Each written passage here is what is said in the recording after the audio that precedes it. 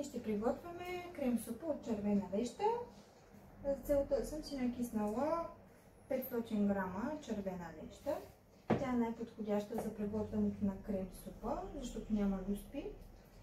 3 морковчета, 1 картоф, едно малко томатче, лук, няколко скелетки чесън, червен пипер, чубрица, олио и сол. Това са необходимите ни съставки. Ще приготвяме отново в мултикукъра за по-бързо. Блендирала съм зеленчуците. Това са морковчетата, лука и чесъна. Картофчетата си ги режеме на купчета. Ще използваме готовата рецепта от Tefal Multicooker. Крем супа от червена леща, но малко ще променим някои от съставките. Няма да слагаме къри, ще си сложим нашата позната чубрица. Ето то започва да загрява и да се задушават зеленчуците. Изсмяваме си и доматчетата на купчета. Зеленчуците се задушават. И тя ще добавя даже и картофчетата.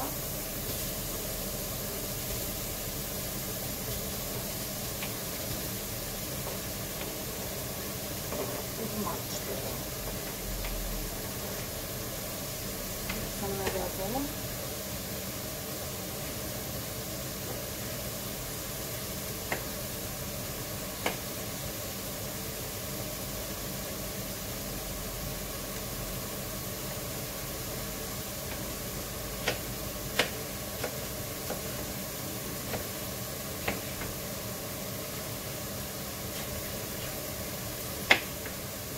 Винаги съм да са на много дребно.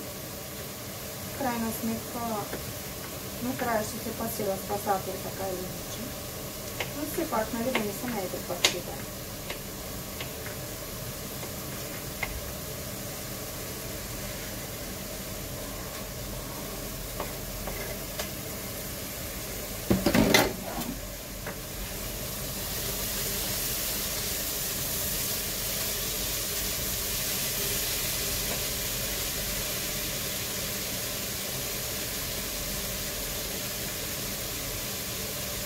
Преминаваме към следващата стъпка. Добавете лещата, бульона и карите в съда. Сега в случая ще си добавим лещата, но бульон няма да слагаме. Ще сложим 200 мл вода.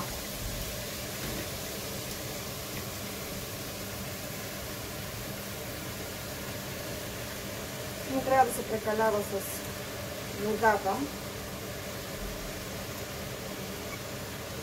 тъй като после целият капак е в микс зеленчуци в общи линии.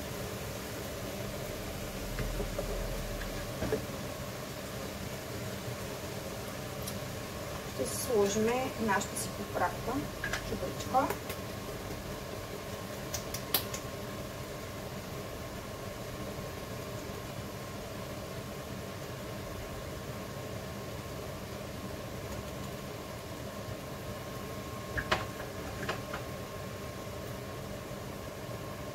Сол.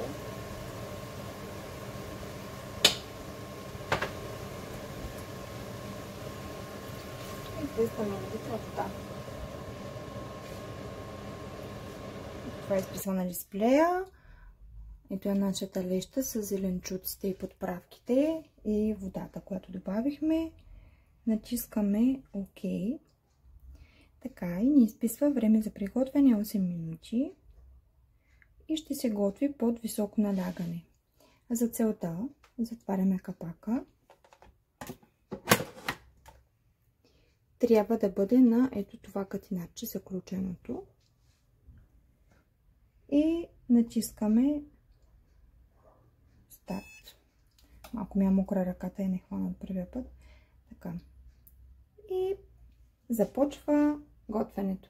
А вие може да си пиете кафе през това време. Нашата супичка е почти готова. Остават 50 секунди. Вече е започнало изпускането на парата. След малко ще започне същинската част, когато изпуска цялото налягане. Издава звук.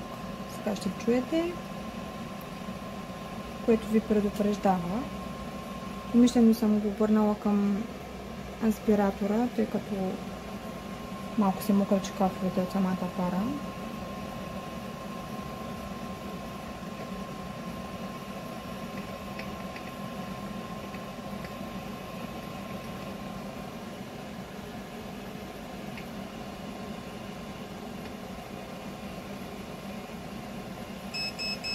Ето предупреждаване.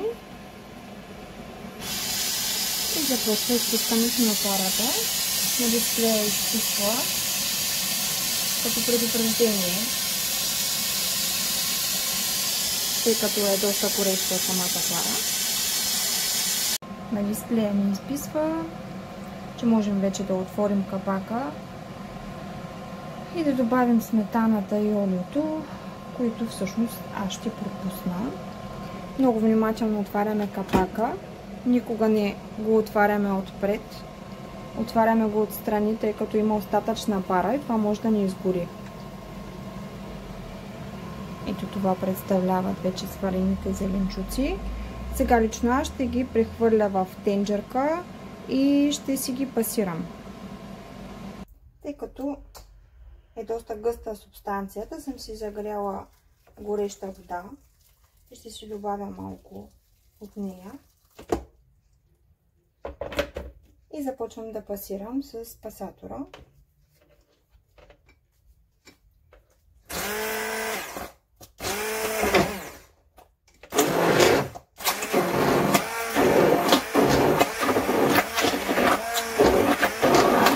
Всичко стане еднородна смес. Това представлява вече пасираната супичка. Тук в един съд съм си сложила олио и червен пипер, за да запържа самата супа. По принцип, може да го направите с краве масло. Аз лично предпочитам да е с олио. Въпрос на вкус е. В момента, в който започне да прави балончета, за мен запръшката е готова и я махам, тъй като има опасност да започне да горчи. Супичката е с такава консистенция. Ако обичате малко по-рядка, може да сложите малко повече вода.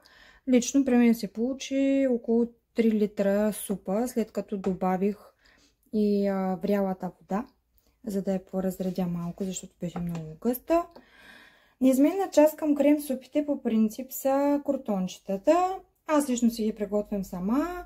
Има и готови, които се продават по веригите. Също ги правя с олио, не с краве масло. Слагам си и подправки, които харесвам по принцип. Червен пипер и може да сложите и шарена сол. Въпрос на вкуса. Аз слагам червен пипер, сол и олио. Правя ги в ето този уред. Нали, ферфрайера, но може да се приготвят също и в фурната. Стандартно. Мисля, че всеки знае как се правят кротончета. Запръшката е готова. Може да се сложи директно в тенджерата. Може и да си овкусявате отделно, отгоре да си украсявате всяка една сервирана супичка и кротончета. Другия вариант, който съм виждала по заведенията, предлагат я с чипс от бекон. Въпрос на вкус е. Ние лично я харесваме с кротони. Добър апетит!